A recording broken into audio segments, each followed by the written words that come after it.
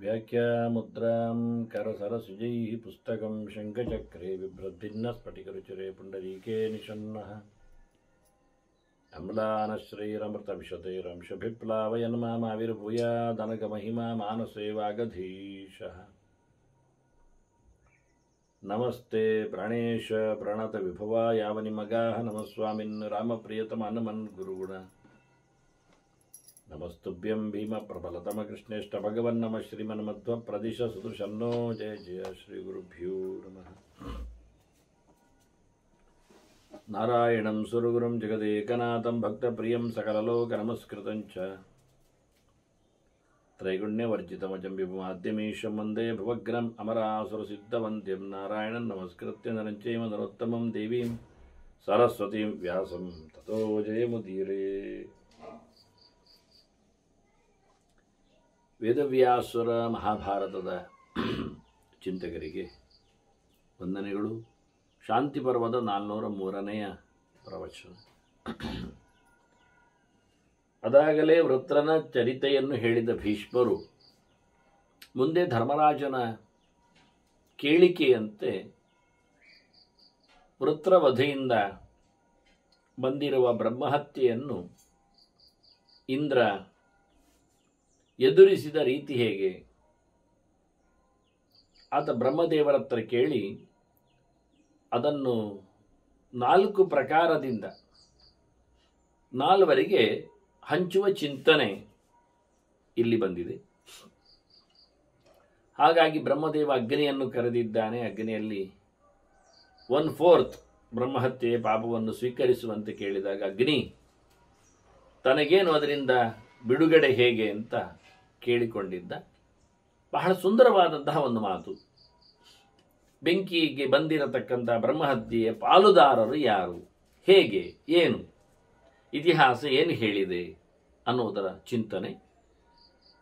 ಬ್ರಹ್ಮದೇವರು ಹೇಳುತ್ತಾರೆ, ಯಸ್ತ್ವಾಂ ಜ್ವಲಂತಂ ಆಸಾದ್ಯ ಸ್ವಯಂ ವೈ ಮಾನವಃ ಕ್ವಚಿತ್ ಬೀಜೌಷಧಿ ರಸೈಹಿ ವನ್ನೇ ನಯಕ್ಷತಿ ತಮೋವೃತಃ ತಮೇಶಾಂ ಯಾಸ್ಯತಿ ಕ್ಷಿಪ್ರಂ ತತ್ರೈವ ಚ ನಿವತ್ಸ್ಯತಿ.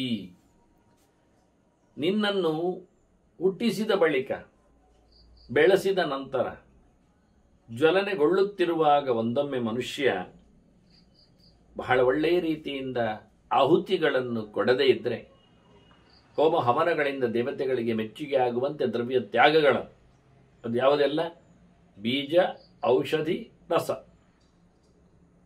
ಬೀಜಗಳು ಅಂದರೆ ಎಲ್ಲವೂ ಧಾನ್ಯಗಳೆಲ್ಲ ಬೀಜಗಳೇ ಅಲ್ವಾ. ಭತ್ತ ಆಗಲಿ ಅಥವಾ ಗೋಧಿ ಆಗಲಿ ಇವೆಲ್ಲ ಬೀಜಗಳಾಗಿ ಬರ್ತವೆ. ಇದನ್ನು ಬೇಯಿಸಿದರೆ ಅನ್ನ ಇತ್ಯಾದಿಗಳಾಗ್ತವೆ. ಹಾಗೆ ಬೀಜಗಳಿಂದ ಅಂದರೆ ಅವುಗಳನ್ನು ಬೇಯಿಸಿ ಶ್ರವಣ ಮಾಡಿ ಮಾಡತಕ್ಕಂತಹ ಆಹುತಿಗಳಿಂದ. ಔಷಧಿಗಳು ಅಂದರೆ ಒಂದು ದೃಷ್ಟಿಯಿಂದ ಮರಮಟ್ಟುಗಳೆಲ್ಲ ಬರ್ತಾವೆ, ಸಮಿತಿಗಳಾಗಿ ಉಪಯೋಗಕ್ಕೆ ಬರ್ತದೆ. ಅಥವಾ ಕೆಲವೊಮ್ಮೆ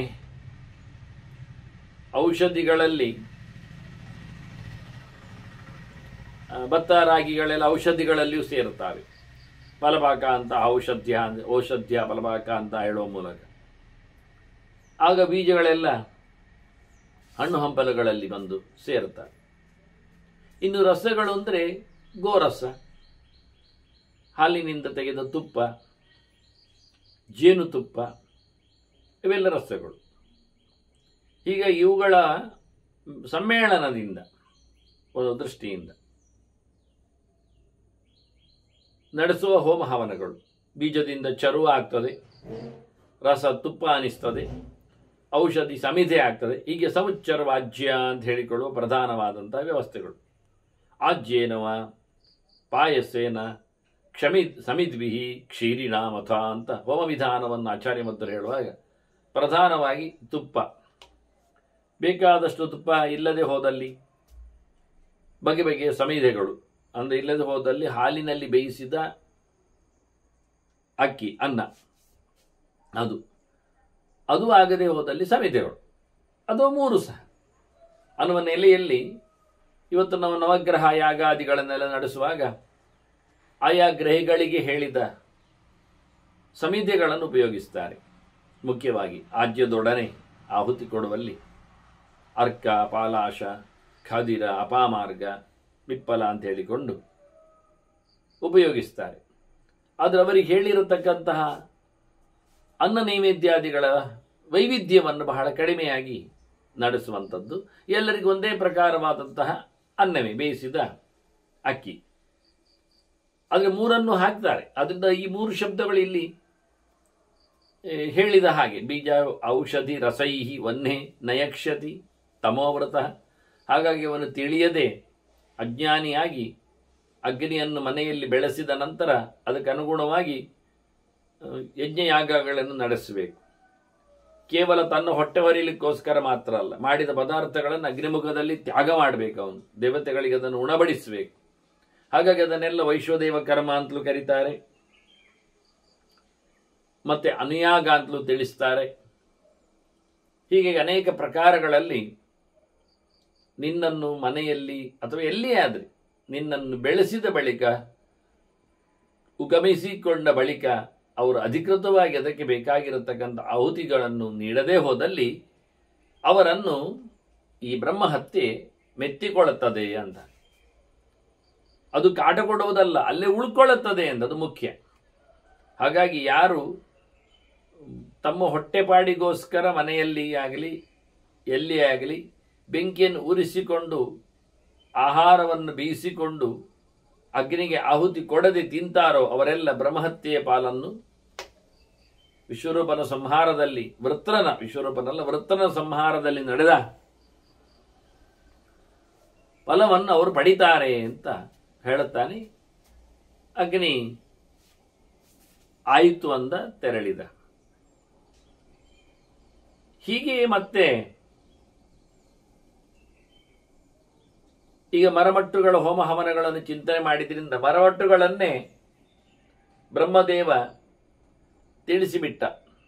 ಭೀಷ್ಮರು ಹೇಳುತ್ತಾರೆ, ತಥೋ ವೃಕ್ಷೋಧದಿ ತೃಣಂ, ಮರ, ಹುಲ್ಲು, ಕಡ್ಡಿ ಎಲ್ಲ ಟೋಟಲಿ ಸ್ಥಾವರ ಪ್ರಪಂಚವನ್ನೇ ಬೆಟ್ಟು ಮಾಡಿಕೊಂಡು ಬ್ರಹ್ಮದೇವರು ಇನ್ನೊಂದು ಪಾಲು ಉಪಯೋಗಿಸಿಕೊಳ್ಳುವಂತೆ ಅದನ್ನು ಹೇಳಿದ್ದಾರೆ. ತಥೈವೋಕ್ತಂ ಯಥಾ ತಥಂ. ಹಿಂದಿನ ಹಾಗೆ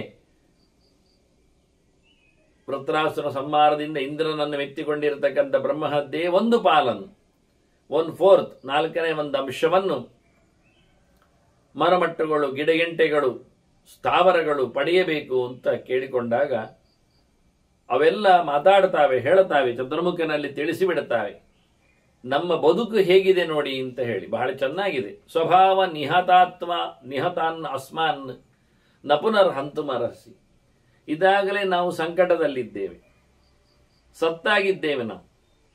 ನಮಗೆ ಆಗಿರತಕ್ಕಂಥ ಯಾವುದೇ ರೀತಿಯಾದಂತಹ ಸ್ವಾತಂತ್ರ್ಯ ನಮ್ಮಲ್ಲಿಲ್ಲ. ನಮ್ಮ ಪಾಡನ್ನೇ ಕತ್ತರಿಸಿ ಬಿಟ್ಟಿದ್ದಾರೆ ಶನ ವಾಸ್ತವವಾಗಿ. ಮತ್ತೆ ಪುನಃ ನಿಮ್ಮ ಈ ಬ್ರಹ್ಮಹತ್ಯೆಯ ಪಾಲನ್ನು ಉಣಬೇಕು ಅಂದಾಗ ನಮಗೆ ಬರೆ ಹಾಕಿದಾಗೆ ಒಂದು ದೃಷ್ಟಿಯಿಂದ ಆಗ್ತದೆ. ಇನ್ನೊಮ್ಮೆ ನಾವು ಸತ್ತಾಗಿ ನೋಡಿ, ನಮಗೆ ಮಳೆ ಬಂದಾಗ, ಬಿಸಿಲೆದ್ದಾಗ, ಚಳಿ ಕುಡಿದಾಗ, ಎಲ್ಲಿಯಾದರೂ ಏನಾದರೂ ನಮಗೆ ವ್ಯವಸ್ಥೆ ಇದೆಯೇ? ನಮಗೆ ಮಾರು ಸೂರು ಏನಾದರೂ ಮಾಡು ಸೂರು ಏನಾದರೂ ಬರುತ್ತಾ? ಏನು ಬರುವುದಿಲ್ಲ. ವಯಮಗ್ರಿಂ ತಥಾಶೀತಂ ವರ್ಷಂಚ ಪವನೇರಿತಂ. ಗಾಳಿ ಬೀಸುವುದೇನು, ಮಳೆ ಬೀಳುವುದೇನು, ಬೆಂಕಿ ಏಳುವುದೇನು, ಹಿಡಿಯುವುದೇನು, ಚಳಿ ಆಗುವುದೇನು, ಎಲ್ಲವೂ ಅಂದರೆ ಎಷ್ಟು ಚೆನ್ನಾಗಿ ಮರಗಿಡಗಳು ತಮ್ಮ ಪಾಡನ್ನು ಹೇಳುತ್ತವೆ ನೋಡಿ. ಅವುಗಳಿಗೆ ಸೆನ್ಸ್ ಇದೆ, ಸೆನ್ಸ್ ಆರ್ಗನ್ಸ್ ಇವೆ, ಅರ್ಥ ಮಾಡಿಕೊಳ್ತಾರೆ, ಸ್ಪಂದಿಸ್ತಾರೆ. ಅವುಗಳಿಗೆ ಮಳೆ ಬಂದಾಗ ಚಳಿ ಆಗ್ತದೆ, ಬಿಸಿ ಜೋರಾಗ ಬಿಸಿಲಿ ಸೆಖೆ ಆಗ್ತದೆ, ನೋವಾಗ್ತದೆ, ಸಂಕಟ ಆಗ್ತದೆ, ಹೇಳಿಕೊಳ್ಳಿಕ್ಕಿಲ್ಲ, ಓಡುವಾಗೆ ಇಲ್ಲ. ಆಯ್ತಪ್ಪ, ಹತ್ತಿರದಲ್ಲಿ ನೆರಳಿಗೆ ಮನಸ್ಸೂರಿನ ಅಡಿ ಹೋಗುವ ಅಂದರೆ ಹಾಗೆಲ್ಲ ಆಗುವುದಿಲ್ಲ ಮರಗಳಿಗೆ. ಆದ್ದರಿಂದ ನಮ್ಮ ಸ್ವಭಾವ ಏನು ಕೇಳಿದರೆ, ಸ್ಥಾವರ ನಮ್ಮ ಸ್ವಭಾವ. ನಿಂತಲ್ಲಿ ನಿಲ್ಲುವುದು, ಇದ್ದಲ್ಲಿ ಇರುವುದು, ಬೀಜ ಹಾಕಿದ್ದಲ್ಲಿ ಬೆಳೆಯುವುದು. ಹಾಗಾಗಿ ನಾವು ನಮ್ಮ ಸ್ವಭಾವಕ್ಕೆ ಅನುಗುಣವಾಗಿ ಎಲ್ಲಿಯೂ ಹೋಗಲಿಕ್ಕೆ ಆಗದೇ ಇರುವುದರಿಂದ ನಾವು ಈ ಋತುಚಕ್ರದ ಬಾಧೆಯಲ್ಲಿ ಬಹಳಷ್ಟು ಬೆಂದಿದ್ದೇವೆ. ಆದರೂ ಸಹಾಮಹ ಸತತಂದೇವ, ಆದರೂ ನಾವು ಸಹಿಸಿಕೊಳ್ಳುತ್ತೇವೆ. ಇನ್ನೂ ನಮಗೆ ಭಯಾನಕವಾದ ಪರಿಸ್ಥಿತಿ ಅಂದರೆ ಛೇದನ ಭೇದನೆ, ನಮ್ಮನ್ನು ಸೀಳುತ್ತಾರೆ, ಕಡಿತಾರೆ. ನೋಡಿ, ಕಡಿಯುವುದು ಒಂದು ಭಯಾನಕ, ಕತ್ತರಿಸಿ ಬಿಡುತ್ತಾರೆ. ಆಚೆ ಹೋದ ಗೆಲ್ಲು, ಈಚೆ ಹೋದ ಗೆಲ್ಲು ಅಂತ ಹೇಳಿ ಅದರ ಹೊಡೆತವನ್ನು, ಅದು ನೋವನ್ನು ಸಹಿಸಿಕೊಳ್ಳಬೇಕು. ಈ ಕತ್ತರಿಸುವುದಾದರೂ ಸ್ವಲ್ಪ ಕತ್ತರಿಸಿ ಹೋಯ್ತು ಅಂತ ವಿಷಯ ಅಲ್ಲ. ಈ ಸೀಳುವುದುಂಟಲ್ಲ,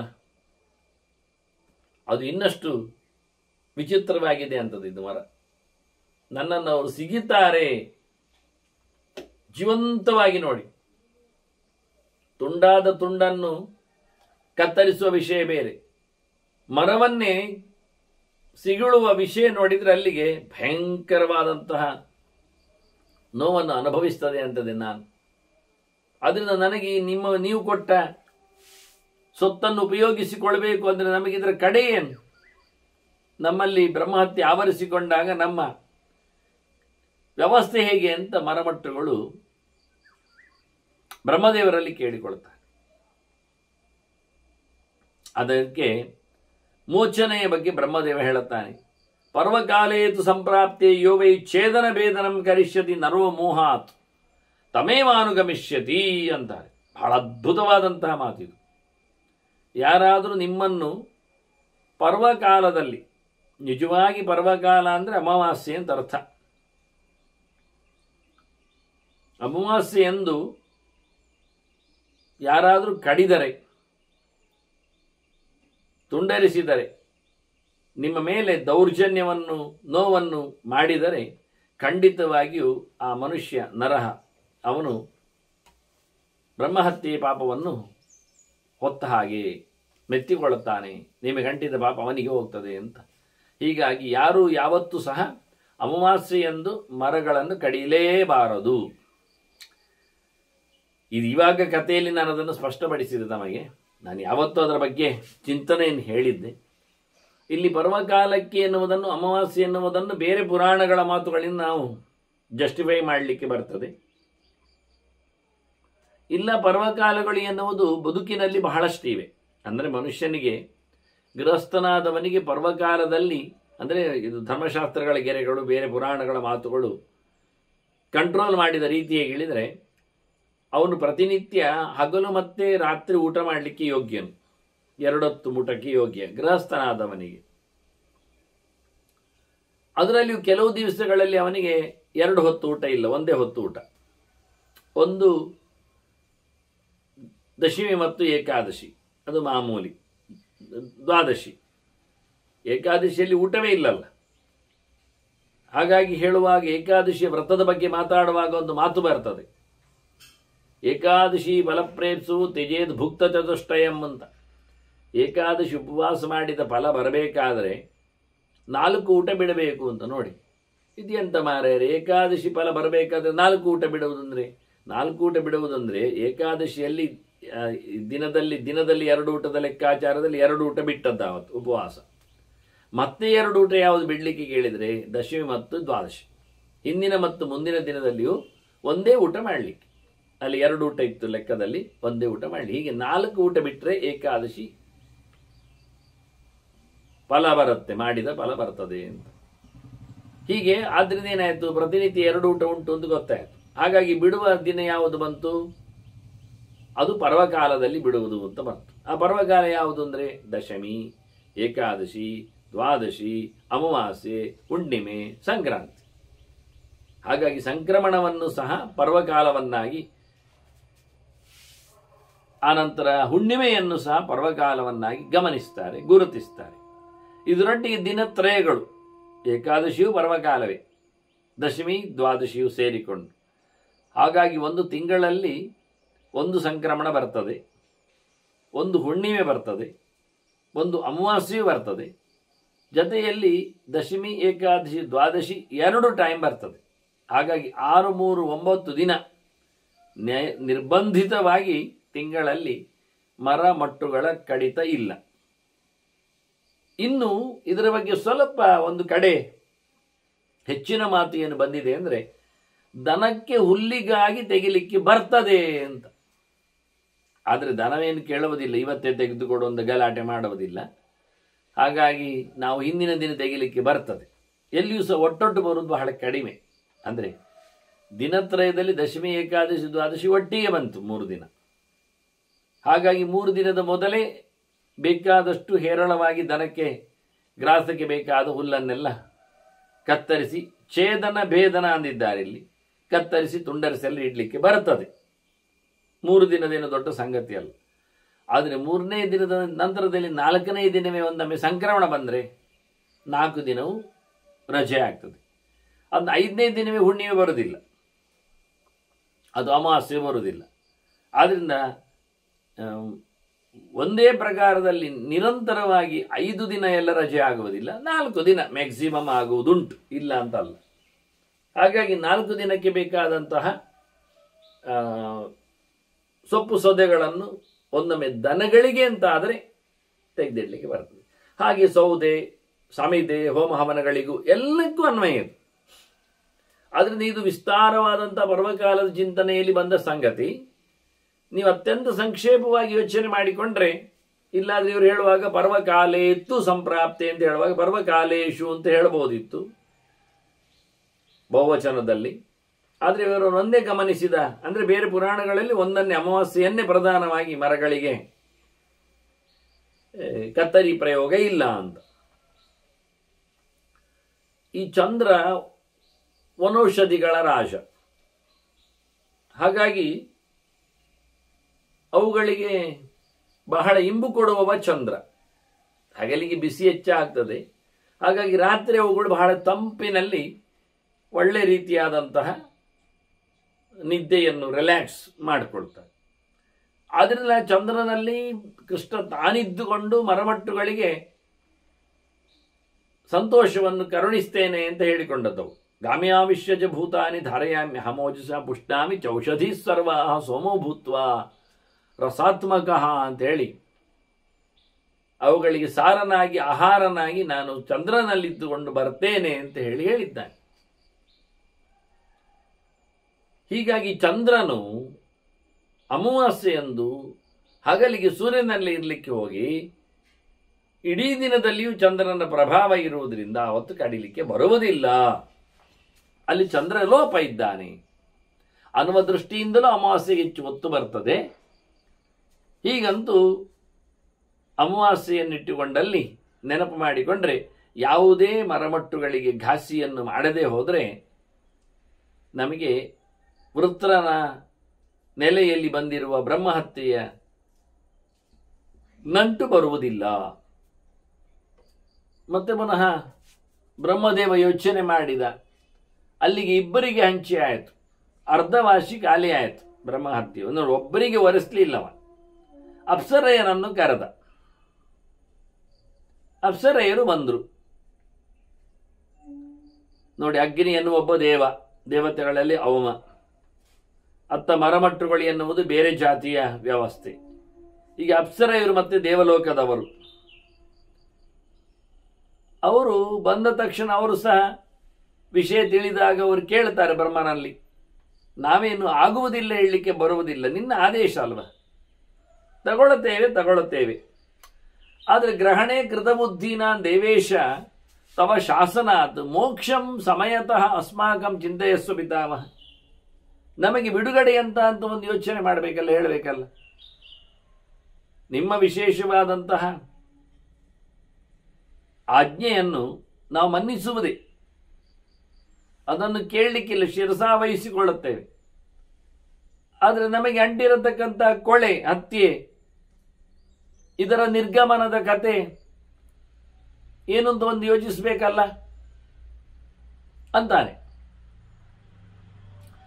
ಆಗ ಬ್ರಹ್ಮದೇವ ಹೇಳುತ್ತಾನೆ, ಹೌದು ಆಯ್ತು, ರಜಸ್ವಲಾಸು ನಾರೀಷು ಯೋ ವೈ ಮೈಥುನಮಾಚರೇತ್ ತಮೇಶ ಯಾಸ್ಯತಿ ಕ್ಷಿಪ್ರಂ. ಬಹಳ ಚಂದವಾದ ಒಂದು ಮಾತು ಹೇಳುತ್ತಾನೆ. ಇದು ಹೆಂಗಸರಲ್ಲಿ ಆಗುವ ಒಂದು ತೊಂದರೆ. ಅವರಲ್ಲಿ ಋತುಚಕ್ರ ಬರುವುದನ್ನು ಹೇಳಿದ್ದಲ್ಲ ಇಲ್ಲಿ, ಅದು ದೋಷದ ವಿಷಯ ಅಲ್ಲ. ಸ್ತ್ರೀಯರನ್ನು ಕರೆದು ಹೇಳಿದ್ದಲ್ಲ, ಅದು ಇನ್ನು ಮುಗಿದೋಗಿದೆ ಘಟನೆ. ಇದು ವೃತ್ರಾಸುರನಲ್ಲಿ ಬಂದಿರತಕ್ಕ ಬ್ರಹ್ಮಹತ್ಯೆಯನ್ನು ಪರಿಮಾರ್ಜನೆ ಮಾಡುವ ಒರೆಸುವ ಒಂದು ಕತೆ. ಕೇಳಿಕೊಂಡದ್ದು ಅಪ್ಸರೆಯರಲ್ಲಿ, ಹಾಗಾಗಿ ಸ್ತ್ರೀಯರಲ್ಲಿ ಅಪ್ಸರೆಯರು ವಿಶಿಷ್ಟರು ಅಂತ ಅರ್ಥ. ಹಾಗಾಗಿ ಎಲ್ಲ ಸ್ತ್ರೀಯರಿಗೆ ಇದರ ಸಂಬಂಧದ ವ್ಯವಸ್ಥೆ ಇದೆ. ಹೀಗಾಗಿ ಹತ್ಯೆಯ ದೋಷ ಯಾವತ್ತು ಬರ್ತದೆ ಅಂದರೆ ಹೆಂಗಸರಲ್ಲಿ ರಜಸ್ವರೆಯಲ್ಲಿ, ಅಂದರೆ ಮಾಸಿಕವಾದಂತಹ ದೋಷ ಇರುವಾಗ, ಅದೊಂದು 3 ದಿನ. ಯಾರಾದರೂ ಸಂಘವನ್ನು ಮಾಡಿದರೆ ಅವರಿಗೆ ಬ್ರಹ್ಮಹತ್ಯೆ ಪಾಪ ಬರ್ತದೆ ಅಂತ ಹೇಳಿ, ವಾಸ್ತವವಾಗಿ ಆ ಪೀರಿಯಡ್ ಎನ್ನುವುದೇ, ಆ ಸಮಯ ಎನ್ನುವುದೇ, ಇದೀಗ ಸರ್ಕಾರ ಭಾರಿ ಗೌಜಿಯಲ್ಲಿ ಆವತ್ತಿನ ರಜೆಯ ಸ್ತ್ರೀಯರಿಗೆ ಸಂಬಳದ ಘೋಷಣೆಯನ್ನು ಮಾಡಿದ್ದಾರೆ. ಋತುಚಕ್ರದಲ್ಲಿ ಸ್ತ್ರೀಯರು ಕೆಲಸಕ್ಕೆ ಹಾಜರಿರಬೇಕಾಗಿಲ್ಲ, ಅವರಿಗೆ ಅದರಲ್ಲಿ ಯಾವುದೇ ರೀತಿಯಾದ ಸಂಬಳ ಕತ್ತರಿ ಆಗುವುದಿಲ್ಲ. ಅಂದರೆ ಅವರಿಗೆ ಫ್ರೀ ರಜೆ, ಫ್ರೀ ಸಂಬಳ. ಅದು ರಜೆ ಮಾತ್ರ ಫ್ರೀ ಅಲ್ಲ, ಕೆಲವು ಕಡೆಯಲ್ಲಿ ಇಂದಿನವರೆಗೆಲ್ಲ ರಜೆ ಫ್ರೀ ಇತ್ತು.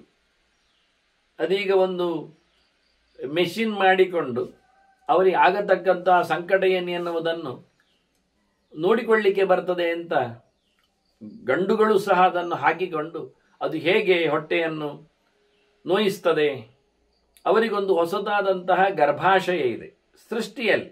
ಸ್ತ್ರೀಯರಲ್ಲಿ ಒಂದು ಚೀಲ ಹೊರಗಿಂದ ಇದೆ, ಒಳಗಿಂದ ಇದೆ, ಅದು ಹೊರಗೆ ಸಂಪರ್ಕ ಪಡುವಂತೆ ಇದೆ. ಅದು ಚೀಲವು ಗಂಡಿನ ಬೀಜವನ್ನು ಹೊತ್ತ ನಂತರ ಮಗುವಾಗಿ ಬೆಳೀಲಿಕ್ಕೆ ಅವಕಾಶ ಇರ್ತದೆ. ಅದು ಬೆಳೆದ ಬಳಿಕ 1-10 kgವರೆಗೆ ಹೋಗುವುದುಂಟು. ಅದು ಮತ್ತೆ 9 ತಿಂಗಳ ಬಳಿಕ 10ನೇ ತಿಂಗಳಲ್ಲಿ ಅದು ಹೊರಗೆ ಬರಲಿಕ್ಕೆ, ಮಗುವಾಗಿ ಜನ್ಮವನ್ನು ಪಡೆಯಲಿಕ್ಕೆ. ಹಾಗಾಗಿ ಗಂಡಸಿನಲ್ಲಿ ಇಲ್ಲದೇ ಇರತಕ್ಕಂತಹ ಒಂದು ಸ್ಪೆಷಲ್ ಚೀಲ, ಅದನ್ನು ಜರಾಯು ಅಂತ ಕರೀತಾರೆ. ಹಾಗಾಗಿ ಮನುಷ್ಯರನ್ನು ಜರಾಯುಜರು ಅಂತ ಕರೆಯುವುದು 4 ವಿಭಾಗಗಳಲ್ಲಿ: ಅಂಡಜ, ಉದ್ಭಿಜ್ಜ, ಸ್ವೇದದ ಇದ್ದಾಗಿ ಜರಾಯುಜ ಅಂದರೆ ಅದು. ಹಾಗಾಗಿ ಇಂತಹ ಸಂದರ್ಭಗಳಲ್ಲಿ ರಜಸ್ವಲೆಯರ ಬಗ್ಗೆ ಹೇಳುವಾಗ ಅವರಲ್ಲಿ ಆಗತಕ್ಕಂತಹ ಈ ಒಂದು ಋತುಚಕ್ರ ಏನಿದೆ, ವ್ಯವಸ್ಥೆ ಏನಿದೆ, ಇದರಲ್ಲಿ ಬಹಳಷ್ಟು ದೋಷಗಳಿವೆ, ದೈಹಿಕವಾದ ಕೆಲವು ವ್ಯವಸ್ಥೆಗಳಿವೆ. ಹಾಗಾಗಿ ಅಂತಹ ಸಂದರ್ಭದಲ್ಲಿ ಅವರು ಬರಲಿಕ್ಕೆ ಇಲ್ಲ, ಬರಬಾರದು, ಪ್ರವೇಶ ನಿರ್ಬಂಧ. ಈ ಶೌಚದ ನೆಲೆಯಲ್ಲಿ, ಆ ಶೌಚದ ಒಂದು ಪಟ್ಟಿಯಲ್ಲಿ ಹೆತ್ತಾಗ ಅವರ ಕುಟುಂಬದವರಿಗೆ ಸಂಬಂಧಪಟ್ಟವರಿಗೆ 30 ದಿನದ ಅಶೌಚಗಳಿರ್ತವೆ. ಇದೊಂದು ಮಾಮೂಲಿ ನಂಬರ್ 1 ಅಂತ ತಿಳ್ಕೊಂಡ್ರೆ. ಇದಕ್ಕಿಂತ 2 ಪಾಲು ಹೆಚ್ಚಿನ ಮೈಲಿಗೆ ಸತ್ತವನಿಗೆ ಸಂಬಂಧಪಟ್ಟಂತೆ ಬಂದಿರತಕ್ಕಂಥ ಆಶೌಚ, ಅದನ್ನು ಮೃತಾಶೌಚ ಅಂತ ಕರೀತಾರೆ. ಜಾತಾಶೌಚವನ್ನು, ಹುಟ್ಟಿದ ಆಶೌಚವನ್ನು ಜಾತಾಶೌಚ ಅಂತ ಕರೀತಾರೆ. ಅದನ್ನು ಕೆಲವೊಮ್ಮೆ ಅಮೆ ಅಂತಾರೆ, ಸತ್ತ ಮೈಲಿಗೆಯನ್ನು ಸೂತಕ ಅಂತ ಕರೀತಾರೆ. ನಿಜವಾಗಿ ಸೂತಕ ಅಂದರೆ ಹುಟ್ಟಿದ್ದು ಅಂತ ಅರ್ಥ, ಮೃತಕ ಅಂದರೆ ಸತ್ತದ್ದು ಅಂತ ಅರ್ಥ. ಜನರಿಗೆ ಅದು ಕನ್ಫ್ಯೂಸ್ ಆಗಿಬಿಟ್ಟಿದೆ ಶಬ್ದಗಳಲ್ಲಿ. ಸೂತಕದ ಆಚರಣೆ, ಸೂತಕದ ಛಾಯೆ ಅಂತೇಳಿ ಸತ್ತ ಮನೆಗೆಲ್ಲ ಅದನ್ನು ಸುದ್ದಿಯನ್ನು ಹೇಳ್ತಾರೆ. ಅದು ಹುಟ್ಟಿದ ಮನೆಯ ಕಥೆ ಅದು ವಾಸ್ತವವಾಗಿ. ಹೀಗಾಗಿ ಸೂತಕ ಬೇರೆ, ಮೃತಕ ಬೇರೆ. ಅದನ್ನು ಸುಲಭವಾಗಿ ಹೇಳುವಾಗ ಜಾತಾಶೌಚ, ಮೃತಾಶೌಚ ಹೇಳುವ, ತುಂಬ ಸುಲಭವಾಗುವಂಥದ್ದು. ಸತ್ತ ಮೈಲಿಗೆ, ಹೆತ್ತ ಮೈಲಿಗೆ ಅಂತ ಇಟ್ಟುಕೊಳ್ಳುವ. ಇದು ಮಾಮೂಲಿ ಹೊರಗಿನಿಂದ. ಇದರ ಆಚೆಗೆ ಬರುವಂಥದ್ದು ರಜಸ್ವಲೆಯ ಮೈಲಿಗೆ. ಅವಳು ಇದಕ್ಕಿಂತ ಡಬಲ್, ಸತ್ತ ಮೈಲಿಗೆಗಿಂತ ಹೆಚ್ಚು ಮೈಲಿಗೆಯವಳು. ಸತ್ತ ಮೈಲಿಗೆಯವರು ಪೇಟೆಗೆ ಬರ್ತಾರೆ, ಆದರೆ ರಜಸ್ವಲೆಯರಿಗೆ ಪೇಟೆಗೆ ಬರುವ ಅವಕಾಶ ಇಲ್ಲ. ಮತ್ತು ಇನ್ನು ಮುಂದಕ್ಕೆ ಹೆತ್ತವಳು ಇವಳಿಗಿಂತ ಜಾಸ್ತಿ ಮೈಲಿಗೆ ಅವಳು, ಆಗ ಅವಳು ಋತುವತ್ತಿಯೂ ಆಗುವಂತೆ ಇರುತ್ತಾಳೆ. ಹಾಗಾಗಿ ಡಿಸ್ಚಾರ್ಜ್ ಇರ್ತದೆ ಅಂತ. ಆ ಹೆತ್ತವಳಿಗಿಂತಲೂ ಡಬಲ್ ಮೈಲಿಗೆ ನಿಜವಾಗಿ ಶವವನ್ನು ಸುಟ್ಟವನಿಗೆ ಬರ್ತದೆ. ಹಾಗಾಗಿ ಅತ್ಯಂತ ಕೆಟ್ಟ ಮೈಲಿಗೆಯವ 10 ದಿನದಲ್ಲಿ ಕರ್ಮಾಂಗ ಮಾಡುವವನಾಗ್ತಾನೆ. ಹೀಗೆ ಕ್ರಮವನ್ನು ಹೇಳ್ತಾರೆ. ಇದು ಮೈಲಿಗೆ ಧರ್ಮಶಾಸ್ತ್ರದಲ್ಲಿ ಹೇಳಿರತಕ್ಕ ವ್ಯವಸ್ಥೆ. ಹಾಗಾಗಿ ರಜಸ್ವಲೆಯ ನೆಲೆಯಲ್ಲಿ ನಿಂತಾಗ ಮೈಲಿಗೆಯವನ ಸಂಪರ್ಕವನ್ನು ಪಡೆದಾಗ ಅವನೆಷ್ಟು ಕೊಳಕನಾಗ್ತಾನೆ ಅನ್ನುವುದಕ್ಕೆ ಇಲ್ಲಿ ಗಂಡಿನ ಮೇಲೆ ಬರತಕ್ಕಂತಹ, ಯಾಕೆಂದ್ರೆ ಮರಮಟ್ಟುಗಳನ್ನು ಹೆಣ್ಣು ಕಾಟಿಬಹುದು ಅಮಾವಾಸ್ಯೆ ಅಂತ. ಆದರೆ ಇಲ್ಲಿ ಗಂಡಿಗೆ ಹೇಳಿರತಕ್ಕ ದೋಷ ಇದು. ಯಾಕೆ ಹೆಣ್ಣನ್ನು ಸಂಪರ್ಕ ಮಾಡುವ ಅವನು.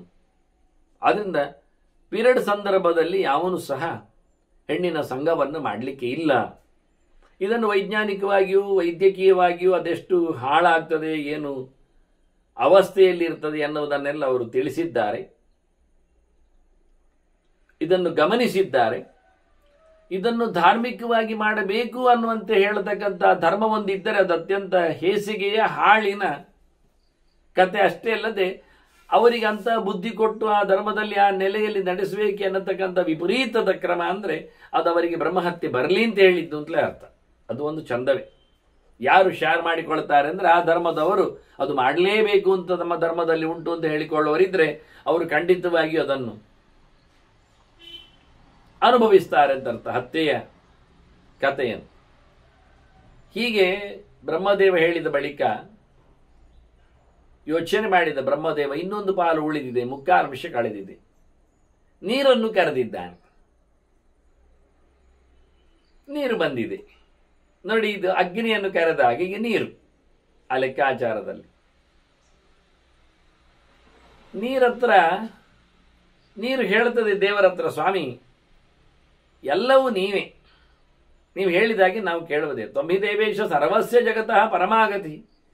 ಊರಿನ ಜನರಿಗೆ ಅಧಿಕಾರಿ ನೀವೇ ಅಲ್ವಾ, ಇಡೀ ಬ್ರಹ್ಮಾಂಡದ ಅರಸ, ಇಡೀ ಲೋಕದ ಒಡೆಯ, ಎಲ್ಲರಿಗೂ ನೀವೇ ವಿಶೇಷವಾಗಿ ಆಸರೆ.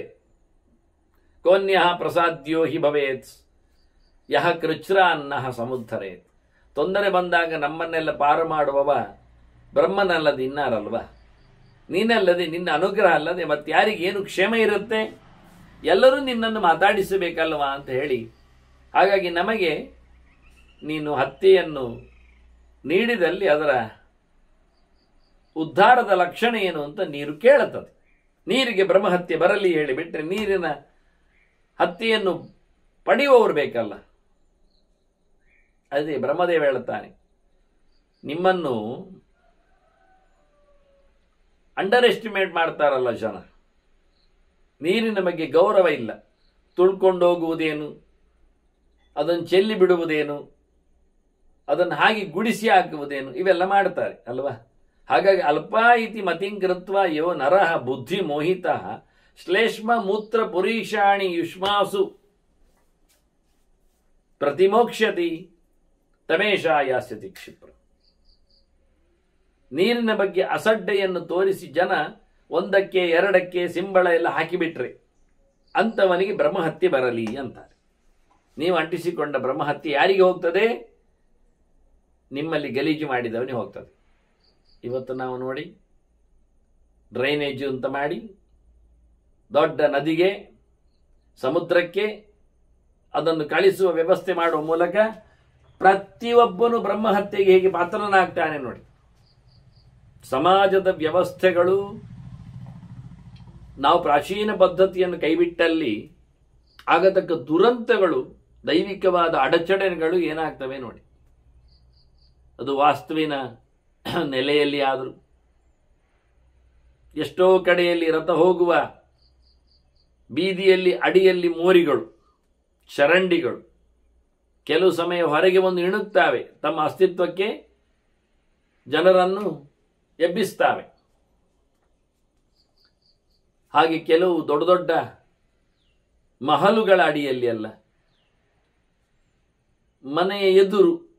ಹಾಗಾಗಿ ವಾಸ್ತುವಿನ ಕಥೆ ಹೇಗಿರ್ತದೆ, ಅದನ್ನು ಅವರವರ ಮನೆಯ ಸುತ್ತಮುತ್ತಲಿನಲ್ಲೇ ಅವರು ಗುಂಡಿ ಹಾಕಿ ಅದನ್ನು ಮುಚ್ಚಿಬಿಟ್ಟು ಅದನ್ನು ತೆರೆದುಕೊಳ್ಳುವಲ್ಲಿ ಏನಾದರೂ ಮಾಡಿಕೊಂಡಲ್ಲಿ ಆದರೂ ಒಂದು ಸಖ್ಯ. ಅದನ್ನು ಒಂದಿಂದ ಒಂದು ಕಡೆಗೆ ಕಳಿಸಿಕೊಡುವಲ್ಲಿ ಅಂದರೆ ಅದು ಭಯಾನಕವಾದಂತಹ ನಮೂನೆ, ಅದು ನೀರಿನ ತೊಂದರೆ. ಹಾಗಾಗಿ ನೀರಿನ ಸೋರ್ಸುಗಳೆಲ್ಲ ಹಾಳಾಗಿವೆ. ಎಷ್ಟೋ ಮನೆಯ ಬಾವಿಗಳು ವಾಸನೆ ಬಂದು, ಎಷ್ಟೋ ಮಠ ಮಂದಿರಗಳ ನೀರಿನ ಆಶಯಗಳು ಗಲೀಜೆದ್ದು ಸಾಂಕ್ರಾಮಿಕವಾಗಿ ರೋಗಗ್ರಸ್ತವಾಗಿ ಅಲ್ಲಿನ ಪ್ರೋಗ್ರಾಮ್ಗಳಲ್ಲಿ ಎಲ್ಲ ಇದು ಕಣ್ಣಾರೆ ಕಾಣತಕ್ಕಂಥ ದೃಶ್ಯ ವಿಶೇಷಗಳು. ಅದನ್ನು ಯಾವ ಕಾಲದಲ್ಲಿಯೂ ಮಲಮೂತ್ರಾದಿಗಳನ್ನು, ಸಿಂಬಳ ಮುಂತಾದ್ದನ್ನು, ತ್ಯಾಜ್ಯವನ್ನು ನೀರಿಗೆ ಹಾಕಲಿಕ್ಕೆ ಇಲ್ಲ. ಮನುಷ್ಯ ತನ್ನ ತ್ಯಾಜ್ಯವನ್ನು ನೀರಿಗೆ ಹಾಕುವುದಲ್ಲ. ಅದು ಸಮ ಆಗ್ತದೆ ಎನ್ನುವ ಸಮಸ್ಯೆಯೇ ಅಲ್ಲ, ವಿಷಯವೇ ಅಲ್ಲ ಅನ್ನುವ ನೆಲೆಯಲ್ಲಿ ಬಹಳ ವಿಚಿತ್ರವಾಗಿ ಅದನ್ನು ಒಣಗಿಸುವಂತೆ ಮಾಡುವುದೇ ಪ್ರಧಾನವಾದ ವ್ಯವಸ್ಥೆ ಎಂದಿದ್ದಾರೆ ಹಿಂದೆ, ಗೊಬ್ಬರದ ಹಾಗೆ. ಆದರೆ ಈ ಕಾಲದಲ್ಲಿ ನಮ್ಮ ಏನೊಂದು ಸಾಮಾಜಿಕ ಕ್ರಾಂತಿ ಇದೆ, ಇದು ಬಹಳಷ್ಟು ದೈವಿಕವಾದ ಧಾರ್ಮಿಕವಾದ ಕಟ್ಟಳೆಗಳನ್ನೆಲ್ಲ ಕಳೆದಿದೆ, ಕೊಚ್ಚಿ ಹಾಕಿದೆ. ಹಾಗಾಗಿ ಅಬ್ಬರದ ನಡೆಯಲ್ಲಿ ನಮ್ಮದು ತುಂಡು ತುಂಡಾದ ಬದುಕಾಗಲಿಕ್ಕೆ ಕಾರಣ. ರೈಲಿನ ಇನ್ವೆನ್ಷನ್ ಆಯಿತು, ಬಹಳ ದೂರದವರೆಗೆ ಬಹಳ ದೊಡ್ಡ ಮಟ್ಟಿನಲ್ಲಿ ನಮಗೆ ಹೋಗಲಿಕ್ಕೆ ಬಂತು. ಅಲ್ಲೇ ತಿನ್ನಲಿಕ್ಕೂ ಆಯಿತು, ಅಲ್ಲೇ ಮಲಗಲಿಕ್ಕೂ ಇತ್ತು, ಅಲ್ಲೇ ಮೀಯುವುದು ನಡೆಯಿತು, ಅಲ್ಲೇ ಒಂದಕ್ಕೆರಡಕ್ಕೆ ಶುರುವಾಯಿತು. ಹೀಗಾಗಿ ಮೂವಿಂಗ್ ಒಂದು ವೆಸಲ್ ಅಂದ ತಕ್ಷಣ ಅದರಲ್ಲಿ ಎಲ್ಲವೂ ಬಂದಾಗ ಎಲ್ಲವೂ ಮೈಲಿಗೆ, ಹಾಳೆ, ಅಶುಚಿ. ಹೇಳಲಿಕ್ಕೆ ಸುಲಭ ಅಲ್ಲ, ಅದನ್ನು ಕೇಳಬೇಕು ನಾವು. ಹಾಗೆ ಫ್ಲೈಯಿಂಗ್ ಸಾಸರ್, ಫ್ಲೈಟ್, ವಿಮಾನ, ಅದು ಹಾಗೆ ತಾನೆ, ಹಾರೋ ಒಂದು ತಟ್ಟೆ, ಅದರಲ್ಲೇ ನಮ್ಮ ಗಲೀಜು ಬಿಟ್ಟೆ ಅಲ್ವಾ, ಅಲ್ಲೇ ತಿನ್ನುವುದು. ಒಬ್ಬ ಕೂತ ಆಸನದಲ್ಲೇ ಬೆನ್ನ ಹಿಂದೆ ಒಬ್ಬ ನೆಕ್ತಾ ಇರ್ತಾನೆ, ತಿಂತಾ ಇರ್ತಾನೆ, ಅವನು ಪೂರ ಮಡೆ ಮನುಷ್ಯ. ಮತ್ತು ನಾವು ದೊಡ್ಡ ಸಂಗತಿ ಮಡೆ ಅಂತೆಲ್ಲ ಹೇಳಿಕೊಂಡು ಬೊಬ್ಬೆ ಹೊಡ್ಕೊಳ್ಳುತ್ತೇವೆ ಹೊರಗೆ ಬಂದಾಗ, ಜನ ಸಿಕ್ಕಿದಾಗ. ಇದೇನು ಕತೆ ಇದೆ? ವಿಮಾನದಲ್ಲಿ ಅವನ ಬೆನ್ನ ಹಿಂದೇನೆ, ಅವನು ಕುಳಿತ ಕುರ್ಚಿಯಲ್ಲೇನೆ ತಾಗಿಸಿದ ತಟ್ಟೆಯಲ್ಲಿ ನೆಕ್ತಾ ಇದ್ದಾನೆ, ತಿಂತಾ ಇದ್ದಾನೆ, ಒರೆಸ್ತಾ ಇದ್ದಾನೆ, ಉಗುಳುತ್ತಾ ಇದ್ದಾನೆ. ಅವ ಇನ್ನೊಬ್ಬರ ಪುಗಳಿಯನ್ನು ನೆಕ್ತಾ ಇರ್ತಾನೆ. ಆ ಲೆಕ್ಕದಲ್ಲಿ ನೋಡ್ಲಿಕ್ಕೆ ಹೋದರೆ ಏನು ಉಪಯೋಗಕ್ಕೆ ಬಂತು? ಅವನು ಕೆಳಗಿಳಿದಾಗ ಅವನನ್ನು ಮುಖಸ್ಪರ್ಶ ಮಾಡಿದ್ರು ಸರ್ವನಾಶ ಆದಾಗೆ. ಇದೆಲ್ಲ ಬೇಕಿತ್ತ? ಹಾಗಾದ್ರೆ ಬಹಳ ಕ್ಷೇಮವಾದದ್ದು ವಾಹನದಲ್ಲಿ ಹೋಗುವುದು ತಿಳ್ಕೊಳ್ಬಹುದು. ಅದು ಈ ವಾಂತಿ ವಾಹನ ಉಂಟಲ್ಲ, ಅದೊಂದು ಓಲು ಅಂತ ಕರೀತಾರೆ, ಅದು ವಾಂತಿ ವಾಹನ ನಾನು ಕರೆಯುವುದು ಬಹಳ ಚೆಂದಾಗಿ. ಅವರೇ ಕೊಟ್ಟಿರ್ತಾರೆ ನಮಗೆ ವಾಂತಿ ಮಾಡಲಿಕ್ಕೆ ತೊಟ್ಟೆ, ತಟ್ಟೆ ಎಲ್ಲ. ಅದು ಎಲ್ಲಿ ಇಡ್ಲಿಕ್ಕೆ ಹೇಳಿದ್ರೆ ನಮ್ಮ ಪಕ್ಕದಲ್ಲೇ ಕುಂಡೆ ಬದಿಯಲ್ಲೇ ಇಡ್ಲಿಕ್ಕೆ ಅಸನ್. ಮತ್ತೆ ಇಳಿಯುವಾಗ ತಗೊಂಡು ಹೋಗಿ ಅಥವಾ ಯಾರು ತಗೊಂಡು ಹೋಗ್ತಾರೆ, ನಾನಂತೂ ಹೋಗ್ಲಿಲ್ಲ, ಕೇಳಿದ್ದೆಲ್ಲ. ಹಿಂದಿನ ಹಾಗೆ ಎಲ್ಲ ಬಾಗಿಲು ತೆಗೆದೆಲ್ಲ ಕಿಟಕಿಯ ಹೊರಗೆಲ್ಲ ಪುಚುಕ್ಕಂದೆಲ್ಲ ಉಬಿಲಿಕ್ಕೆ ಬರೋದಿಲ್ಲ. ಇದು ಮಡಿ, ಇದರಲ್ಲಿ ರಾತ್ರಿಯಾಗಲೂ ಮಲಗಿಕೊಂಡೆಲ್ಲ ಹೋಗ್ಲಿಕ್ಕೆ ಬರ್ತದೆ. ಇದರಲ್ಲಿ ಅವರವರ ಸಕಲ ಸಾಮಾನು ಸರಂಜಾಮುಗಳೆಲ್ಲ ಹೋಗ್ತವೆ, ಕಾರ್ಯಕ್ರಮಕ್ಕೆ ಬೇಕಾದ ಸೊತ್ತುಗಳು. ಒಂದು ಕಡೆಯಲ್ಲಿ ಅವರ ವಾಂತಿ ತೊಟ್ಟೆ, ಇನ್ನೊಂದು ಕಡೆಯಲ್ಲಿ ಅವರದ್ದು ನಾಳೆ ಕಾರ್ಯಕ್ರಮಕ್ಕೆ ಆಗಿರತಕ್ಕಂತಹ ಹೂವಿನ ಬುಟ್ಟಿ ನಡೀತದೆ. ಯಾರಿಗೆ? ಪಾಪದ ಮೂಟೆಗೆ ಅಷ್ಟೆ. ಅದರಾಜೆ ಉಗುಳುವ, ಬೇಡಪ್ಪ, ರಾತ್ರಿ ಬಸ್ ಬೇಡ, ಇಡುವ, ನಮ್ಮದೇ ಒಂದು ಸ್ವಂತ ವಾಹನ ಮಾಡುವ. ಅದರಲ್ಲಿ ವಾಂತಿ ಮಾಡುವಾಗ ಉಗುಳುವಾಗ ವಾಹನ ತುಂಬ ಅದು ರಟ್ಟಿ ಇರ್ತದೆ, ಒಳ್ಳೆ ಡಿಸೈನ್ ಆಗ್ತದೆ. ದೀಪಾವಳಿಗೆ ಗಮ್ಮತ್ತಲ್ಲಿ ಪೂಜೆ ಪುನಸ್ಕಾರ ಮಾಡಲಿಕ್ಕೆ ಅನುಕೂಲ ಆಗ್ತದೆ. ಇದು ಮಡೆಗೆ ಯಾರೋ ಉಗುಳಿದ ಈ ವ್ಯವಸ್ಥೆಗಳೇ ಇರುವುದು. ವಾಹನಗಳು ಓಡುವ ರಭಸದಲ್ಲಿ ಸಿಕ್ಕ ಬಿಕ್ಕ ಪ್ರಾಣಿಗಳನ್ನೆಲ್ಲ ಚಕ್ರದಡಿ ಹಾಕ್ಕೊಂಡೇ ಹೋಗುವುದು. ಹಾಗಾದ್ರೆ ಹೆಣದ ಮೇಲೆಯೇ ನಮ್ಮದು ಸವಾರಿ. ಕಾರಿನ ಚಕ್ರಗಳು, ಬಸ್ಸಿನ ಗಾಲಿಗಳು ಎಲ್ಲ ನಾಯಿಯ ದೇಹಗಳನ್ನೆಲ್ಲ ಅಂಟಿಸಿಕೊಂಡೇ ಎಷ್ಟೋ ಕಡೆಗೆ ಹೊತ್ತೊಯ್ದಿವಿ. ಕೋಳಿ ಕುರಿಗಳೆಲ್ಲ ಹೀಗೆ ಜಾನುವಾರುಗಳ ಕತೆ. ಎಲ್ಲಿದೆ ಹೇಳಿಕೊಳ್ಳುವ ಮಡಿವಂತಿಕೆಯವರಿಗೆ, ಶುದ್ಧವಾದ ನಡೆಯವರಿಗೆ? ಆದ್ರಿಂದ ಏನಿದ್ದರೂ ಕಾಲ್ನಡಿಗೆ, ಹಿಂದೆ ಹೇಳಿದ ಯಾತ್ರೆ ನಿಜವಾಗಿ ಫಲಪ್ರದ, ಮತ್ತೇನು ಅಲ್ಲ. ಅದು ಹೇಳಿಕೊಳ್ಳುತ್ತಾರೆ, ಅದು ಮಾತು ಮಾಡಿದ್ದಾರೆ ಅವರು. ಗಾಡಿಯಲ್ಲಿ ಹೋದರೆ, ಚಪ್ಪಲಿ ಹಾಕ್ಕೊಂಡು ಹೋದರೆ, ಟೊಪ್ಪಿ ಹಾಕ್ಕೊಂಡು ಹೋದರೆ ಹೇಳಿಕೊಂಡು ಫಲ ಎಷ್ಟು ಕಡಿಮೆ ಆಗ್ತದೆ ಅಂತೇಳಿ, ಅರ್ಧಕ್ಕೆ ನಿಲ್ತದೆ, ಕಾಲಿಗೆ ಬರ್ತದೆ, ತುಂಡಿಗೆ ಬರ್ತದೆ, ದಶಾಂಶಕ್ಕೆಲ್ಲ ಹೋಗ್ತದೆ. ಇನ್ನೊಬ್ಬರು ದುಡ್ಡಿನಲ್ಲಿ ಹೋದರೆ ಇವನ್ನೆಲ್ಲ ತಿಳಿಸಿಕೊಡುತ್ತಾರೆ. ಹಾಗಾಗಿ ಬಹಳ ಅದ್ಭುತವಾಗಿ ಇವರು ನಮ್ಮ ತಪ್ಪುಗಳನ್ನು ಪಟ್ಟಿ ಮಾಡಿ ಇಟ್ಟು ಬ್ರಹ್ಮಹತ್ಯೆಯೆಡೆಗೆ ನಮ್ಮನ್ನು ಎಳ್ಕೊಂಡು ಹೋಗಿದ್ದಾರೆ. ನೀರಿನ ಕಶ್ಮಲ ಯಾವತ್ತೇ ನೋಡಿದ್ದಾನೆ ಅಲ್ಪ ಇದ್ದಂತ ನೀವೆಂಥದ್ದು ಮಾರಾಯರೇ ಅಂತ ಹೇಳಿಕೊಂಡು ನೀರೆಂಥ ಸಂಗತಿ ಅಂತ. ಯಾಕೆ ಬೆಂಕಿಯ ಜೊತೆಯಲ್ಲಿ ಆಡ್ಲಿಕ್ಕೆ ಯಾರು ಹೋಗುವುದಿಲ್ಲ, ಅದು ಇವನನ್ನು ಸುಟ್ಟಾಗ್ತದೆ, ಗಾಳಿ ಬೀಸಿ ಒಗೆದು ಬಿಡುತ್ತದೆ. ಹಾಗಾಗಿ ನೀರಿನ ಬಗ್ಗೆ ಅಸಡ್ಡೆ, ಆಡುವುದೇನು ಚೇಪುವುದೇನು, ಅದರ ಮೇಲೆ ಬಿಸಾಡು ಏನು. ನಾವು ಉಡುಪಿಯ ಕೃಷ್ಣ ಮಠಕ್ಕೆ ಅಂತ ತೆರಳಿದ್ರೆ ದೇವರನ್ನು ನೋಡ್ಲಿಕ್ಕೆ ಹೋದ್ರೆ ಸುತ್ತಲೂ ನಿಲ್ಲಿಕ್ಕೆ ಅವರು ಅನುಕೂಲ ಮಾಡಿಕೊಟ್ರೆ ಈಗ ಯಾರು ಯಾವ ಕ್ಯೂಯಲ್ಲಿ ನಿಂತರೂ ಬೇಸರ ಪಡುವುದಿಲ್ಲ. ಯಾಕೆ ಕೇಳಿದ್ರೆ ಅವರ ಕೈಯಲ್ಲಿ ಮೊಬೈಲ್ ಇರ್ತದೆ. ಎಷ್ಟುದ್ದದ ಕ್ಯೂಯಲ್ಲಿ ಅವರು ಕ್ಯೂಯನ್ನೇ ಮುಂದೋಗುದಿಲ್ಲ, ಅವ್ರು ಮುಂದೋಗ್ಲಿ ಹೇಳುವುದೇ ಇಲ್ಲ. ಯಾಕೆ ಇಂಟ್ರೆಸ್ಟೆಡ್ ಉಂಟು ಅವರಲ್ಲಿ, ಗಂಟೆಗಟ್ಟಲೆ ನೋಡ್ತಾ ಇರ್ತಾರೆ ಮೊಬೈಲ್. ಈಗ ಯಾವನೊಬ್ಬರಿಗೂ ಕ್ಯೂ ಎನ್ನುವುದೀಗ ಸಾಹಸ ಅಲ್ಲ, ಕಷ್ಟ ಅಲ್ಲ. ಇಷ್ಟಾಗಿಯೂ ಕೈಯಲ್ಲಿ ಬಾಟ್ಲಿಗಳಿರ್ತಾವೆ, ಇಲ್ಲಾಂದ್ರೆ ಪಕ್ಕದಲ್ಲಿ ಅಂಗಡಿ ಇದೆ, ಅವರು ತಗೊಳ್ತಾರೆ, ಕುಡಿತಾರೆ. ಅಲ್ಲಿ ಚಾಕ್ಲೇಟ್ಗಳು ಸಿಗ್ತವೆ, ತಿನ್ಲಿಕ್ಕೆ ಏನೋ ಪ್ಯಾಕೆಟ್ಗಳನ್ನು ಇಟ್ಕೊಳ್ತಾರೆ. ಆ ತಿಂದದ್ದನ್ನೆಲ್ಲ ಎಲ್ಲಿ ಬಿಸಾಡ್ತಾರೆ? ಉದ್ದನೆ ಉರೂಟಿಗೆ ಕೃಷ್ಣದೇವರ ದರ್ಶನಕ್ಕೆ ಅಂತೇಳಿ ಪವಿತ್ರವಾದ ತೀರ್ಥ ದರ್ಶನ ಆಗಲಿ ಅಂತ ಅದರ ಬದಿಯಲ್ಲಿ ಮಾಡಾಕಿ ಕೊಟ್ರೆ ಕೈಯಲ್ಲಿದ್ದದ್ದನ್ನೆಲ್ಲ ಅದಕ್ಕೆ ಬಿಸಾಡ್ತಾರೆ. ಎಷ್ಟು ಸಣ್ಣ ಕಿಂಡಿ ಮಾಡಿ, ಹಾಗೆ ಕಾಣ್ಲಿಕ್ಕೋಸ್ಕರ ಮಾಡಿದ್ದದು, ಗೋಡೆ ಕಟ್ಟದೆ. ಎಷ್ಟು ಸಣ್ಣ ಕಿಂಡಿ ಮಾಡಿದ್ರು ಆ ಕಿಂಡಿಯ ತೂತಿನಲ್ಲಿ ಅದನ್ನು ದಳಿಯ ಎಡೆಯಲ್ಲಿ ಅದನ್ನು ತೂರಿಸ್ತಾರೆ, ಬಿಸಾಡ್ತಾರೆ. ತೊಟ್ಟೆಯನ್ನು, ನೀರನ್ನು, ಬಾಯಿಯ ಉಗುಳನ್ನು ಎಲ್ಲವನ್ನು ನಡೆಸ್ತಾರೆ. ಇದು ಪ್ರತ್ಯಕ್ಷವಾದದ್ದೇ, ಏನು ಸಮಸ್ಯೆ ಇಲ್ಲ. ಮೀನು ತಿನ್ನುವುದೂ ಇಲ್ಲ, ಮೀನಿಗೆ ಅದು ಬೇಕಾಗಿಯೂ ಇಲ್ಲ. ಅವ್ರು ಹೇಳುವುದಷ್ಟೇ, ಮೀನು ಎಂತ ಕರ್ಮ, ಮೀನು ತಿಂತದೆ ಅಂತ ಇವ್ರು ಮಾಡಬೇಕಾ, ಉಗುಳಬೇಕಾ? ಅಂದು ಸರ್ವಸ್ವವಾಗಿ 1 ಗಂಟೆ ಮಿನಿಮಮ್ 1 ಗಂಟೆ ಕ್ಯೂ ಅಲ್ಲಿ ಸರೋವರ ಸಿಗ್ತದೆ.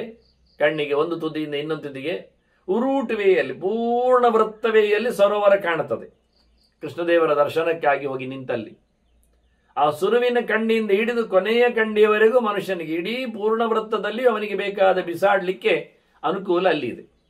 ಎಷ್ಟು ದಳಿ ಮಾಡಿದ್ರು, ಎಷ್ಟು ಸ್ವಚ್ಛತೆಯ ಬಗ್ಗೆ ಬೋಧ ಹೇಳಿದ್ರು ಜನ ಏನು ತಿದ್ದಿಕೊಳ್ಳುವುದಿಲ್ಲ. ಕೃಷ್ಣ ಕ್ಷೇತ್ರಕ್ಕೆ ಬಂದವ ಕ್ಷೇತ್ರದಲ್ಲಿ ವಜ್ರಲೇಪೋ ಭವಿಷ್ಯತಿ ಅಂತ ಹೇಳಿ ಪಾಪ ಅಂಟುವ ಕತೆ. ಅದೇ ನೀರಿನ ಕತೆ. ಖಾಲಿ ನೀರಿನ ಮೇಲೆ ಹಾಕಿದ್ದ ಬಿಸ್ಕೆಟ್ ಹಾಕ್ತಾನೆ, ತೊಟ್ಟೆ ಹಾಕ್ತಾನೆ, ನೀರಿನ ಬಾಟ್ಲಿ ಎಸೆದಿದ್ದಾನೆ. ಅದು ನಡುವೆ ಎಲ್ಲ ಒಳ್ಳೆ ಚಂದವಾದ ಕಂಬಗಳಿವೆ, ಹಳೆ ಕಾಲದ್ದು. ಆ ಕಂಬಕ್ಕೆಲ್ಲ ಈ ಫ್ರೇಮ್ ಹಾಕ್ಲಿಕ್ಕೆ ಬರುವುದಿಲ್ಲ, ದಳಿ ಹಾಕ್ಲಿಕ್ಕೆ ಆಗುವುದಿಲ್ಲ. ಹಾಗಾಗಿ ಆ ಎಡೆಯಲ್ಲಿ ತೂರಿಸಿಕೊಂಡು ತನ್ನ ಸರ್ಕಸ್ ಅನ್ನು ತೋರಿಸಿಕೊಡ್ತಾನೆ. ಅಷ್ಟೇ ಅಲ್ಲದೆ ಇನ್ನು ಗೋಡೆಗಳು, ಅದಕ್ಕೆಲ್ಲ ತನಗೆ ಸಿಕ್ಕಿದ ಸೊಂಟದ್ದು ಮುಸುಂಡಿದ್ದು ಎಲ್ಲ ಹಗ್ಗಗಳನ್ನೆಲ್ಲ ಕಟ್ಟಿ ಹಾಕ್ತಾನೆ. ಹಗ್ಗ ಕಟ್ಟಿದ್ರೆ ಬೇಸರ ಇಲ್ಲ, ಆ ಗೋಡೆಗಳೆಲ್ಲ ಬರೆದಿಟ್ಟಿದ್ದಾನೆ ಅವನ ಹೆಸರುಗಳನ್ನು. ಅವಿನಾಶ್ ಅಂತ, ಅವನ ಪಕ್ಕದಲ್ಲಿ ಯಾರೋ ಒಬ್ಬ ಆ ಮಗ ಅಂತ ಬರೆದಾಕಿ ಹೋಗಿದ್ದಾನೆ. ಇಂಥದ್ದೆಲ್ಲ ನೋಡ್ಲಿಕ್ಕೆ ಬರುತ್ತೆ. ಇದು ನಮ್ಮ ಕ್ಷೇತ್ರದಲ್ಲಿ ನಾವು ಮಾಡತಕ್ಕಂತಹ ನಮ್ಮ ಪ್ರಾರಬ್ಧದ ಬೆಳವಣಿಗೆ, ಅತಿವೃದ್ಧಿ. ಖಂಡಿತವಾಗಿ ಹೀಗೊಂದು ನಿಮಗೆ ತೀಟೆ ಉಂಟು ಅಂತಾದ್ರೆ, ಬಾಯಲ್ಲಿಯೋ ಕೈಯಲ್ಲಿಯೋ ಮನಸ್ಸಿನಲ್ಲಿ ಉಂಟಾದ್ರೆ, ನೀವು ಜಪ್ಪಯ್ಯ ಅಂದ್ರೂ ದೇವರ ದರ್ಶನಕ್ಕೆ ಬರಬೇಡಿ. ಬಂದು ಏನು ಪುಣ್ಯ ಸಂಪಾದನೆ ಆಗುವುದಿಲ್ಲ. ಪಾಪವನ್ನು ಮಾಡಿ ನಿಮ್ಮ ಮುಂದಿನ 3 ತಲೆಮಾರಿಗೆ ಹೂತಿಟ್ಟು ಹೋಗ್ತೀರಿ ನೀವು ಆ ಸಂಪತ್ತನ್ನು. ಎಚ್ಚರ, ನೆನಪಿಟ್ಟುಕೊಳ್ಳಿ. ಇದು ವೇದವ್ಯಾಸರು ಹೇಳತಕ್ಕ ಬ್ರಹ್ಮಹತ್ಯೆ ದೋಷ. ನೀರಿಗೆ ನೀವು ಮಾಡುವ ಅನ್ಯಾಯ ಏನಿದೆ ಅಂತ ಅದನ್ನು ತೋರಿಸಿಕೊಟ್ರು. ಎಷ್ಟು ಬ್ರಹ್ಮಹತ್ಯೆಗೆ ನೀವು ಪಾರಾಗ್ತೀರಿ ಅಂತ. ಬಹಳ ಅದ್ದೂರಿಯಾದಂತಹ ಈ ವ್ಯವಸ್ಥೆ ಆಯಿತು. ನೀರು ಹೊರಟಿತು, ಬ್ರಹ್ಮಹತ್ಯೆಯೂ ಹೋಯಿತು, ಬಿಟ್ಟೋಯ್ತು. ಬಿಟ್ಟೋಗುವಂತ ಬ್ರಹ್ಮಹತ್ಯೆಯ ಬಗ್ಗೆ ಬ್ರಹ್ಮದೇವರು ಹೇಳಿದ್ದು ಆಯಿತು ಅಂತಿತ್ತು. ಹಾಗೆ ಇಂದ್ರನಿಗೆ ತಪ್ಪು ಮಾಡಿದ್ದಕ್ಕೊಂದು ಪ್ರಾಯಶ್ಚಿತ್ತ ಅಂತ ಜನ ಕೇಳಿಕೊಳ್ಳುವುದಿಲ್ಲ. ಆಯ್ತಲ್ಲ, ಅಂಟಿದ್ದ ನಿನ್ನ ತಗೊಂಡೋದಲ್ಲ, ಮುಗಿದೋಯ್ತು. ಯಾರೋ ಹೊಡೆಯುವುದು, ಯಾರಿಗೂ ಫೈನ್, ಅಲ್ಲಿಗೆ ಮುಗಿದೋಯ್ತು ಅಂತ ತಿಳ್ಕೊಳ್ಬೇಡಿ. ಮನುಷ್ಯನಿಗೆ ಕಾಣುವಂತೆ ಒಂದು ಕರ್ಮಕ್ಕೆ ಒಂದು ಪ್ರಾಯಶ್ಚಿತ್ತ ಆಗಬೇಕು. ಅದು ಎಂಥದೇ ಇರಲಿ, ಲೋಕಕ್ಷೇಮವೇ ಇರಲಿ, ವೃತ್ರನ ಬಗ್ಗೆ ಋಷಿಗಳೇ ಕೇಳಿಕೊಂಡಿರಲಿ, ಆಗಿ ಹೋದದ್ದಕ್ಕೊಂದು ಮಾಡಿ ಬಿಡುವುದು ಅಂತ ಒಂದು ಮಾಡಬೇಕು ಹೇಳಿ ಅಶ್ವಮೇಧಯಾಗ ಮಾಡಲಿಕ್ಕೆ ಹೇಳಿತು. ಅದು ಸಕಲ ಯಜ್ಞಗಳಲ್ಲಿನ ವಿಶೇಷವಾದಂತಹ ಒಂದು ವ್ಯವಸ್ಥೆ. ದೇವರ ಪ್ರೀತಿಯಲ್ಲಿ ಸರಿ ಹೇಳಿಕೊಂಡು ಇಂದ್ರ ಅಶ್ವಮೇಧಯಾಗ ಮಾಡಿದ. ಬ್ರಹ್ಮದೇವರಲ್ಲಿ ಕೇಳಿಕೊಂಡು ತಿಳಿಸಿಬಿಟ್ಟು ಅದೇ ಬಹಳ ದೊಡ್ಡ ಮಟ್ಟಿನಲ್ಲಿ ಆದದ್ದು. ಇಂದ್ರೋ ವೈ ವೃತ್ರಮತ್ವ ಮಹಾನಾಸ ಅಂತ ವೇದದಲ್ಲಿ ಹೇಳ್ತದೆ. ಮಹೇಂದ್ರ ಆದ ಅಂತವ, ಲೋಕಕಂಟಕನನ್ನು ನಿರ್ಮೂಲಗೊಳಿಸಿ ಯಜ್ಞಯಾಗಗಳ ಜೊತೆಯಲ್ಲಿ ದೇವತೆಗಳನ್ನು ಸಂತೋಷಗೊಳಿಸಿ, ದೇವರುಗಳನ್ನೆಲ್ಲ ಸಂತೋಷಗೊಳಿಸುವ ಮೂಲಕ ಮಹೇಂದ್ರ ಅನಿಸಿಕೊಳ್ಳುವಂತೆ ಮಂದವ ಅಂತ ಹೇಳಿ ವಾಸ್ತವದಲ್ಲಿ ಅವನ ಯಜ್ಞಯಾಗವನ್ನು ಪ್ರಯತ್ನ ಮಾಡ್ತಾನೆ. ಇಲ್ಲಿ ಅದರ ಔದ್ದೂರ್ಯತನವನ್ನು ಹೇಳುವುದಿಲ್ಲ, ಕೇಳಿಬಿಟ್ಟಷ್ಟೆ. ಪಿತಾಮಹ ಅನುಜ್ಞಾಪ್ಯ ಸೋಶ್ವಮೇಧಂ ಅಕಲ್ಪಯತ್. ಅಶ್ವಮೇಧ ಯಾಗ ಮಾಡಿದ ಇಂದ್ರ.